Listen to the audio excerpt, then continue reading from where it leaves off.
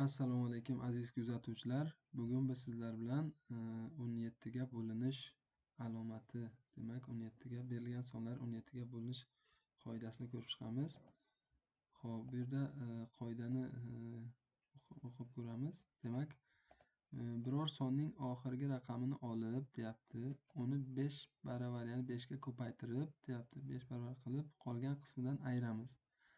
Agar hosil bo'lgan natija 17 ga bo'linsa yoki 0 chiqadigan bo'lsa, demak berilgan son 17 ga bo'linadi. Xo'p, buni misollarda ko'rib chiqamiz. 323 soni berilgan bo'lsin. Oxirgi raqami demak bu yerda 3. 3 ni 5 ga ko'paytiramiz. Qolgan qismi 2, 32. Qolgan qismi 32. 32 dan ayiramiz.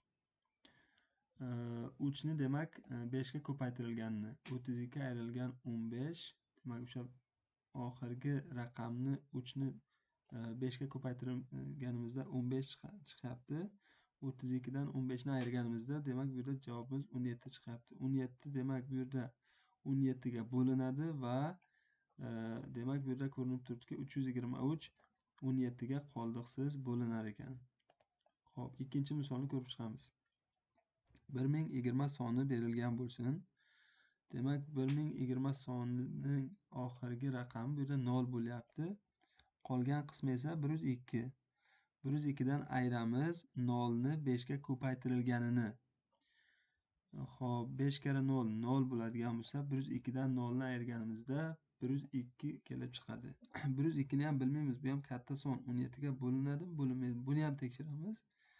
Xo'p, bu yerda o'sha 102 ning oxirgi raqami demak bu yerdan 2 bo'ladi. 2 ni 5 ga ko'paytirib 102 ni o'sha qolgan qismiga ayirib tashlaymiz. Demak 2 oxirgi raqamni olib tashlasak 10 bo'ladimi? 10 dan 10 ni ayirganimizda 0 kelib chiqadi va yuqorida biz aytib o'tdik, natija 0 chiqsa ham demak 17 ga qoldiqsiz bo'linadi. Va bu yerda 1020 o'sha soni demak 17 ga qoldiqsiz bo'linar ekan. Xo'p, men bu yerda sizlarga o'zingizni tekshirish uchun, mustahkamlash uchun ikkita raqam berganman. Shu berilgan sonlar 17 ga qoldiqsiz bo'linadimi? Javoblaringizni kommentariyada albatta yozib qoldiring. E'tiboringiz uchun rahmat. Bizni kuzatishda davom eting.